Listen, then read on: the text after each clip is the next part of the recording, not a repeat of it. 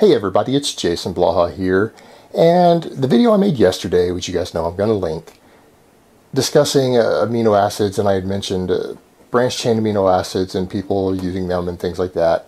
I got some flack and some feedback, and a number of people actually said they were upset because I seemed to be contradicting myself they used the word years ago as if I've been on YouTube for years. Years implies 2 or more.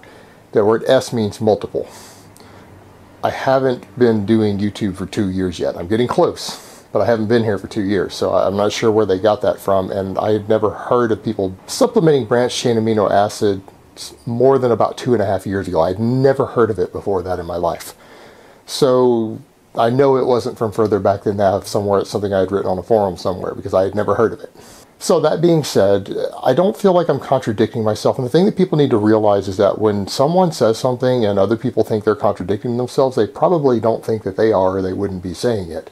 In their mind, they haven't contradicted themselves. So perhaps I should explain myself here. I had said previously, back when there was a lot of hype about it, people were asking me about it, I was looking at the price tag of these branched chain amino acid supplements, these mixtures, and going, okay, this stuff is absurdly priced. I looked at the data that was out there, the research, the basic nutrition, and said, I can't see the majority of people getting a benefit from this. Even back then, I didn't say everyone, I just said it seems unlikely to me that most people out there listening, most people who are working out, who are training, who are buying supplements, are going to see a single ounce of muscle gain from these products. And when I look at the price tag, I said, okay, this is a waste of money. If the vast majority of you aren't going to get any gains from it, and some of this stuff is as much as $40, $50 for a container, that's just insane. For no gains, for no benefit. Now, as I looked at later data, particularly on certain types of athletes, I did say a couple times last year even, there are situations in which I can see the branched chain amino acids being beneficial to giving a small edge to certain types of people. I don't think it's the majority of the people out there who are listening, and I still hold to that. Other than my demographic has changed since I'm vegan, I'm getting more vegans coming in. Well, vegans are one of the demographics of people that may benefit from it. Now, for anybody who's out there who's consuming large amounts of dairy protein, which is already loaded with branched chain amino acids, no, I can't see most of you guys benefiting from supplementing it. I just can't. You're already getting more of it than you probably need for anabolic signaling. However, what I was discussing in the video yesterday was people whose protein intake is so low that they would benefit from a protein supplement, which I'm assuming that's why most of you are taking a whey supplement, because you're not eating any meat, you're not eating any dairy, you're eating, like, before you supplement, less than 100 grams of protein a day. I'm assuming that's why you're taking a protein supplement. Well, for people in that same category, yeah, the branched chain amino acids very well might be a benefit. It might give you 1 to 2, maybe even 3% more muscle gains and better recovery, better anabolic signaling as a result of taking it, if you're in that category. And a lot of my subscribers, as I have a lot of vegans now and vegetarians, are in that category.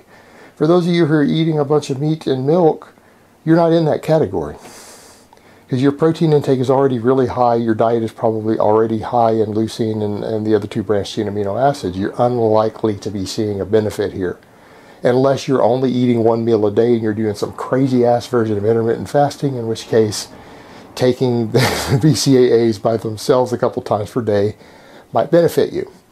All right, now as far as the type of athletes that can benefit from this, people who are training extremely hard multiple times a day with extremely high volume seem to be the people who may benefit from these things.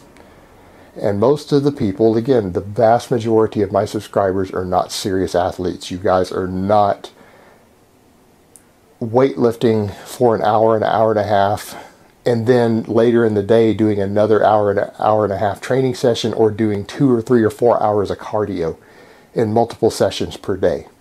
You're not marathon runners. You're not triathletes. You guys, or most of you out there, probably spend less than about 10 to 12 hours a week actually training, which is fine. That's someone who's a very serious fitness enthusiast, but they're not competitive. They're not a serious athlete. In which case, you're probably not training hard enough or with enough daily volume to be benefiting. Now, what I would say is for people who are training multiple times a day, yeah, taking the branched chain aminos maybe before your second session, or people who are doing endurance events, if you're training for a marathon or a triathlon, maybe taking a BCAA supplement immediately before or during your training, particularly if you're hitting like 3 hours or more, I could definitely say that, you know, for you it may be worth the money to get one. Now, especially that we can get them cheap, and I've realized last year that you can buy BCAAs by themselves by the kilo. You don't have to buy these expensive ass mixtures, you can just go get them. Then people in that situation, it might be worth their while because you're a very serious endurance athlete. And I'm going to say the endurance athletes are going to benefit the most from these products just because they're going to be potentially anti-catabolic and help with the muscle breakdown that does occur from people who are doing 3 or 4 hours of cardio at a time. So yes, for those people, they're very potentially beneficial. And if I was you, I would recommend that you do them because they're inexpensive to get it. Just mix it into your other drink. It costs you a few pennies. For people who's working out in their training consists of going and lifting weights for an hour once a day, hour and a half once a day, and you're consuming 150 grams of protein a day, you're unlikely to benefit. So I haven't changed my stance. I don't understand why people think that that's a change of stance. It's that I have said before there are exceptions, and now I'm clarifying what those exceptions are. But the thing that I said before, the majority of people who are out there listening are unlikely to benefit from this. Simply because you're not putting in enough daily and weekly training volume that you're really at risk of losing muscle tissue from the amount of endurance work that you're putting in. And mostly you're consuming enough protein that there's already enough BCAAs in your diet to give proper anabolic signaling. But for people who are the exception of those two rules, yeah, they could be beneficial.